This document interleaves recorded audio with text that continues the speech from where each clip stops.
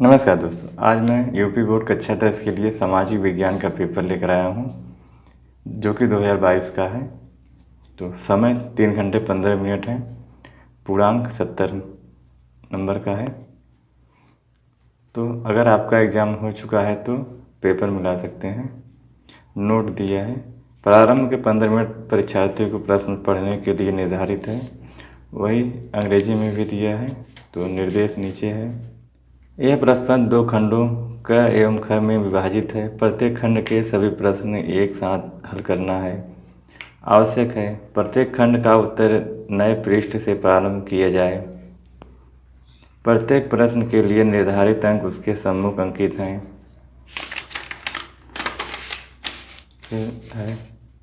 प्रश्न पत्र में 4 प्रकार के प्रश्न हैं: बहुविकल्पी, अति लघुत्तरी, लघु उत्तरी व दीर्घ उत्तरी, जिनके संबंध में निर्देश उनके प्रारंभ में दिए गए हैं। फिर क तथा ख खंडों हेतु दिए गए मानचित्रों और उत्तर पुस्तिका में मजबूती के साथ संलग्न करना आवश्यक है। दृष्टिबाधित परीक्षाओं के लिए मानचित्र कार्य के स्थान पर अलग से खंड क में प्रश्न संख्या 14 तथा खंड ख में प्रश्न संख्या 28 के उत्तर लिखने के लिए दिए गए हैं। तो वही निर्देश अंग्रेजी में भी देख सकते हैं आप। फिर प्रश्न यहाँ से खंड के पार्ट ए, बहुविकल्पी प्रश्न। प्रश्न संख्या 1, फ्रांसीसी क्रांति का प्रारंभ किस वर्ष हुआ? तो ये 4 ऑप्शन है क ख ग घ। तो फ्रांसीसी क्रांति का आरंभ 1789 में हुआ था। फिर है दूसरा, जर्मन संस्कृति में ओक्सजिस्ट का आशय था। तो इसका आशय चारों में से हो जाएगा राष्ट्र।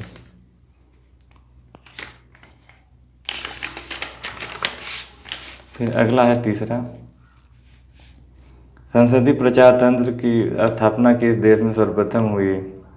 तो चारों में से हो जाएगा इंग्लैंड। चौथा है, चौरा चौरी कांड किस वर्ष घटित हुआ? तो चौरा चौरी कांड 1922 में हुआ था। फिर पाँचवा है, निम्नलिखित में से क्या राज्य सूची का विषय नहीं है? तो इन चारों में से राज्य सूची का विषय मुद्रा नहीं है। मुद्रा राज्य सूची का विषय नहीं है। भारतीय संघ में अवशिष्ट शक्तियाँ किसको प्राप्त हैं?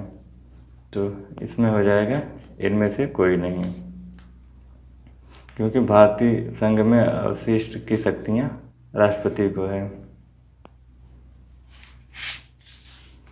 फिर अगला है अति लघु उत्तरी प्रश्न, प्रश्न संख्या 7। तो भारत छोड़ो आंदोलन क्यों प्रारंभ करना पड़ा? इसका प्रमुख नारा क्या था? ये आपको लिखना है। एक एक नंबर का है, 2 नंबर का कुल मिला के। फिर 8वां है, ब्रिटेन के राष्ट्रीय झंडा तथा राष्ट्रगान का उल्लेख कीजिए। फिर अगला है 9वां, लोकतंत्र किन माध्यमों से उत्तरदायी, जिम्मेदार और वैध सरकार का गठन करता है? फिर अगला है लघु उत्तरी प्रश्न 10 नंबर, महात्मा गांधी ने राष्ट्रीय स्वाधीनता संग्राम में सत्याग्रह एवं अहिंसा का किस प्रकार प्रयोग किया? कोई 2 उदाहरण दीजिए। तो इसमें इसी का है अथवा करके दिया है, दोनों में से एक करना है। लोकतंत्र की सफलता के लिए आवश्यक 2 घटकों का उल्लेख कीजिए।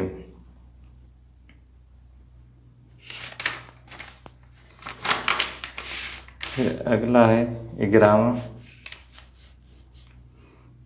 भारतीय अर्थव्यवस्था पर वैश्विक आर्थिक महामंदी के किन्हीं 3 परिणामों का उल्लेख कीजिए। फिर अथवा, भारतीय संघवाद एक अर्धसंघीय ढांचा है, इसकी पुष्टि में किन्हीं 3 कारकों का उल्लेख कीजिए। फिर अगला है दीर्घ उत्तरी प्रश्न 12, यूरोप में राष्ट्रवाद के उदय में जर्मनी एवं इटली के एकीकरण का योगदान बताइए। अथवा, वैश्विक आर्थिक महामंदी के किन्हीं 3 कारकों का उल्लेख कीजिए।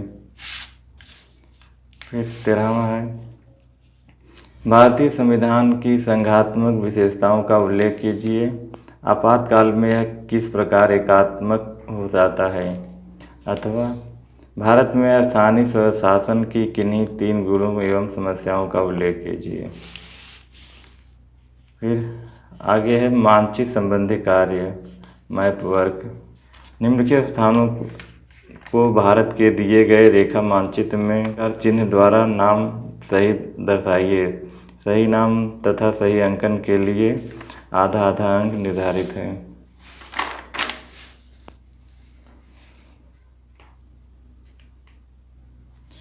तो 14वें का क्या है? वह स्थान जहां अंग्रेज ने अपनी पहली राजधानी बनाई। तो अंग्रेजों ने अपनी राजधानी तो दिल्ली बनाई थी। फिर 14वें का दूसरा है, वह स्थान जहां 1929 में कांग्रेस अधिवेशन हुआ। तो इसका हो जाएगा पंजाब प्रांत, लाहौर। वह स्थान जहां जलियांवाला बाग कांड हुआ था। तो इसका हो जाएगा अमृतसर। वह स्थान जहां सूती श्रमिकों का सत्याग्रह हुआ, अहमदाबाद। 5वां है, वह स्थान जहां किसान सत्याग्रह हुआ, तो चंपारण। तो ये सब वही सब दिया है, देख सकते हैं आप। आगे 15वां है, खंड ब, पार्ट बी, बहुविकल्पी प्रश्न। किसी देश के विकास को निर्धारित करने का आधार। तो चारों में से सही हो जाएगा, इनमें से सभी। स्वास्थ्य व शिक्षा का स्तर, प्रति व्यक्ति आय, व्यक्तियों का साक्षरता स्तर।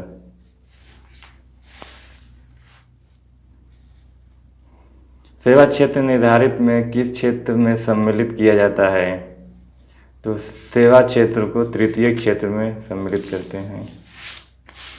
फिर 17वां है, निम्नलिखित में से कौन सा ग्रामीण क्षेत्र में विकास का लक्ष्य है।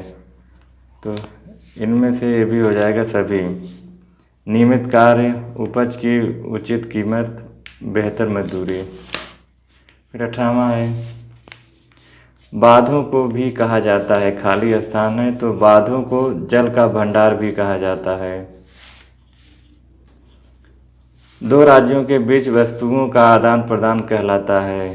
तो 2 राज्यों के वस्तुओं के बीच का आदान प्रदान वस्तु विनिमय कहा जाता है। घर नंबर सही है। फिर अगला है 20वां, निम्नलिखित में से परिवहन का कौन सा साधन अति दुर्गम स्थानों के लिए अत्यंत आवश्यक है। तो ये चारों में से हो जाएगा वायु परिवहन। फिर है very short type answer question, अति लघुत्तरी प्रश्न।